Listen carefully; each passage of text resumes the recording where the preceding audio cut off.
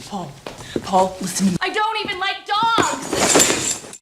O filme começa com um navio chegando às costas estadunidenses. São os soldados que retornam da Primeira Guerra Mundial. Paulo comenta com seu amigo que a última vez que viu sua mulher foi há 4 anos, no dia de seu casamento e antes de partir para a luta. Nosso protagonista espera por sua esposa. Embora ela não tenha ido vê-lo, como já mencionamos, então ele vai para casa. E pelo menos ela continua lá, o recebe com um caloroso abraço e ele pergunta por que ela não esteve no porto se ele contou por meio das cartas. A moça começou a ler, mas não suportou continuar sabendo de todos os ataques e mortes. Por isso, apenas ao recebê-la, sabia que ele continuava vivo enquanto guardava as cartas. Ele a perdoa e ela conta que está fazendo um curso para falar com propriedade. Comenta também que falou com seu ex-chefe para que guardasse o trabalho de vendedor de chocolates, embora ele não tenha voltado para vender doces. A guerra o fez pensar o que quer da vida. Tudo isso ele mencionava na correspondência e ela entenderia se as tivesse lido. Ela o seduz como só uma mulher sabe fazer e pede que use o uniforme para vender muitos chocolates. Um dia ele se despede dando um beijo e vai em busca de novos negócios. No trem, conhece uma moça com quem se olham fixamente e por um movimento brusco termina em cima dela e inclusive confundem as passagens. A estranha se levanta e vomita sobre ele. Na cena seguinte, ele está lavando sua jaqueta e lhe pedem o bilhete, retorna a se sentar e vê de novo a bela dama. Pega no sono e não pode tirar de sua mente tudo o que viveu na guerra. Acorda e a mulher não está mais lá. Ela desce do trem para correr e poder alcançar o ônibus de Sacramento, dizem que ele cheira estranho. E coincidentemente, a senhorita está ali, quem não se desculpou porque estava dormindo. Comenta que está fazendo seu mestrado e que está indo para sua casa. É um vinhedo em Napa. Ele menciona que vai a Sacramento por negócios. Embora ela afirme que o trem ia até esse lugar, mas sua passagem não permitiu. É então que se dão conta que os confundiram quando se chocaram no caminho. Sobem 2 sujeitos de má aparência que começam a incomodar a moça. Então o soldado se lança aos golpes para defendê-la e a condutora expulsa os 3. Ele começa a caminhar e mais adiante encontra a moça no meio da via. Se apresentam formalmente, ela é Vitória Aragão, que se desculpa pelo ocorrido no ônibus. Ele pergunta por que ela desceu e ela diz que fica ali, que seu pai vai matá-la enquanto ele pergunta a razão.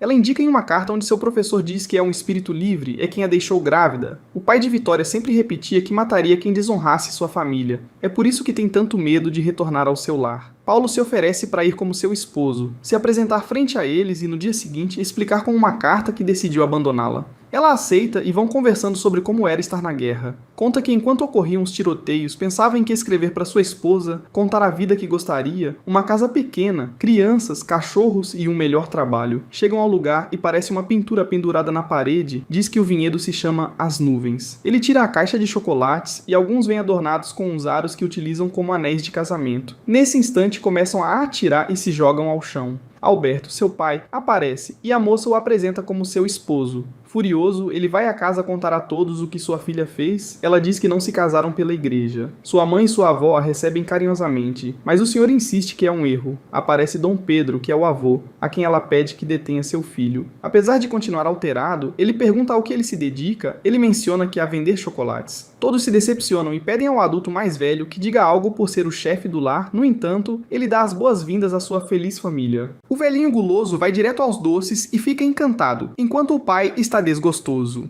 Em outro momento, as mulheres se encontram na cozinha e Vitória se queixa da atitude de seu progenitor. A mãe diz que deveria ter antecipado de alguma forma, mas ela queria dar uma surpresa, e sim que o fez. A mãe sustenta que se é o que seu coração deseja, tudo irá bem. Já no jantar, estão todos e abençoam a comida junto com as uvas que logo colherão. A mãe pergunta como se conheceram e eles se contradizem um pouco, enquanto o avô quer se engasgar com sal e a avó chama a sua atenção com apenas um olhar. O pai pergunta de onde ele vem de Molim. A mãe consulta sobre seus pais, mas ele diz ser órfão. Alberto está orgulhoso de que sua filha tem uma linha de ancestrais de mais de 500 anos das melhores famílias do México e acaba de se casar com um homem sem passado nem futuro. Ela o defende dizendo que sim, sabe o que quer para seu futuro: crianças, uma casa, um cachorro e um bom trabalho. Paulo já não suporta, agradece pela comida e se levanta da mesa. Ela o segue e conversam no pátio. Ele conta que, quando criança, seu desejo no orfanato era ter uma família assim, apesar de serem como são, já que é melhor que não ter ninguém. Só faltam 8 horas para ir embora, e afirmam que já passou a pior parte. A mãe lhes oferece sua cama para que passem supostamente sua noite de núpcias. É uma muito grande para que possam manobrar, diz que seu marido está muito irritado porque são uma família muito tradicional e custa a ele se adaptar ao mundo moderno, se despede dizendo que se amem sempre. Alberto está furioso porque primeiro ele tira sua filha e agora sua cama. Sua esposa ordena que vá desejar-lhes boa noite para que não acreditem que está irritado, embora sim ele esteja. O novo casal está conversando e, enquanto Vitória se troca, ele diz que deve haver alguém para ela, pois pensa que há alguém perfeito para cada pessoa. Ele se acomoda no chão e a moça pergunta se aceitaria alguém que espera um filho de outro homem. Paulo responde que se a amasse, sim, faria. Chega o pai e tem que se aconchegar, diz que sua esposa o enviou para desejar-lhes uma boa noite e nota que um dos dois estava dormindo no chão. Como a porta não tem trinco, acordam que dormirão juntos caso entre alguém e quase se beijam. Mais uma vez ele não pode superar o acontecido na guerra ao ver tanta gente sofrer, levanta-se alterado e soa um sino. Ela diz que é a geada. As temperaturas estão tão baixas que podem danificar as uvas, então devem aquecer as plantas. Ela o ensina a usar as alas como uma borboleta e voltam a ter uma aproximação ou algo romântico. No dia seguinte desejam o melhor um ao outro e ele sai, mas o avô o intercepta para levá-lo para algum lugar, pede chocolates, o jovem os entrega e quase descobre que dali saíram os anéis de casamento. Dom Pedro o leva para ver uma raiz importante dos vinhedos, é a raiz de suas vidas, diz, e de agora em diante também é de Paulo, que já não será um órfão. Indica que ele ficará com sua família enquanto colhem as uvas, mas o jovem tem compromissos e não pode ficar. O avô sabia que não o faria, que na primeira oportunidade que tivesse, iria embora.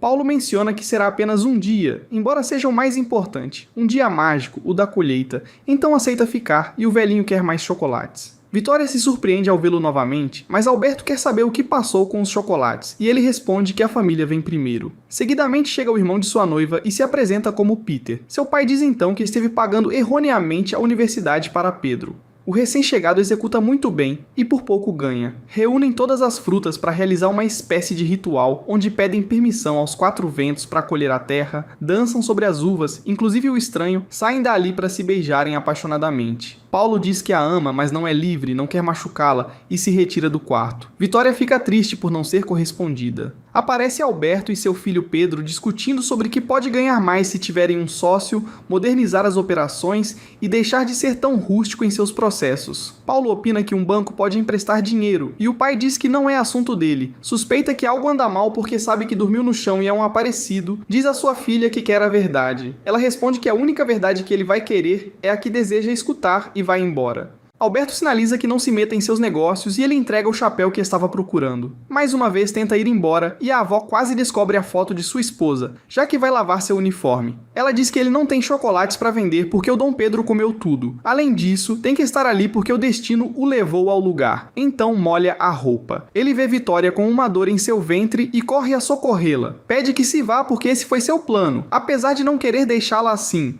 Ela se irrita porque ninguém pode ajudá-la, por isso vai embora e ele a segue, mas só encontra o pai que menciona que por casar com sua filha não quer dizer que lhe corresponda nada do que lhe pertence. O jovem indica que sua filha é uma pessoa especial e que não sabe por que ele não deixa sair seus sentimentos de amor, porque é tão egoísta com ela até o ponto de negar-lhe a felicidade. Alberto diz que trabalha muito duro todo o tempo para eles e que ama sua família, no entanto, Paulo expressa que tem que demonstrar esse amor, tudo isso enquanto Vitória escutava. Pega sua roupa molhada para ir embora e o avô o interrompe para convidá-lo a tomar uma taça. Conta que no dia seguinte irão à bênção do vinho. Bebem até ficar tarde e, com músicos incluídos, Dom Pedro faz com que ele leve uma serenata para Vitória. Todos na casa escutam a música. O avô comenta que a tradição é acender a luz do quarto para dar por aceitas as canções.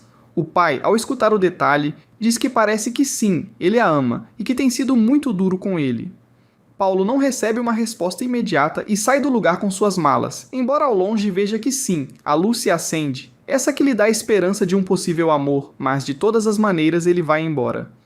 No dia seguinte, estão na bênção dos frutos onde também está Paulo com seu uniforme de soldado. O bispo canta e aprova o vinho. O casal se encontra, e ela menciona que adorou a serenata e brindam pelo que venha. Alberto apresenta ao sacerdote seu novo genro e convida todos a dar a mão de sua filha para que se casem perante os olhos do Todo-Poderoso. Ela diz que já não tem medo e que vai dizer a verdade. Ele entrega um presente para o bebê, é uma medalha por valor em batalha. Ela diz que ele é o homem mais honrado que já conheceu e dão um beijo. Depois disso, ela vai até sua família e lhes conta a verdade. Por fim, chega o dia em que ele vai embora e pede uma carona. perguntam o que fazia pelo lugar e responde que Caminhar nas Nuvens é de onde vem o nome deste magnífico filme do ano de 95, pois assim se sentia Paulo ao ter uma família e uma mulher como Vitória, sentia-se como caminhar nas nuvens. Em outro momento, está o pai tomando uns tragos e se sente um pouco frustrado, enquanto o jovem soldado chega à sua casa e vê que a esposa tinha lido todas as suas cartas. Ela diz que querem coisas diferentes, que não vai funcionar. Uma das razões está atrás da cortina. Era o amante da moça que sai apressado e com medo de receber uma surra.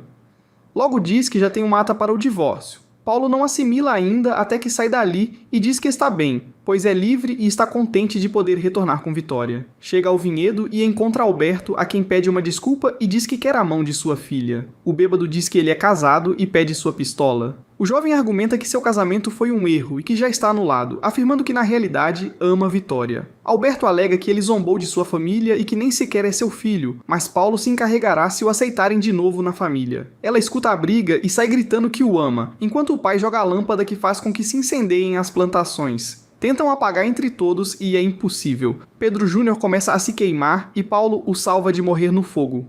No dia seguinte, como tendo saído da guerra, o pai diz que tinha medo de perdê-la e não conhecia outra forma de amar e pede à sua filha que o ensine a fazê-lo. O avô diz que o acidente não deixou nenhuma raiz para plantar e que tudo chegou ao fim.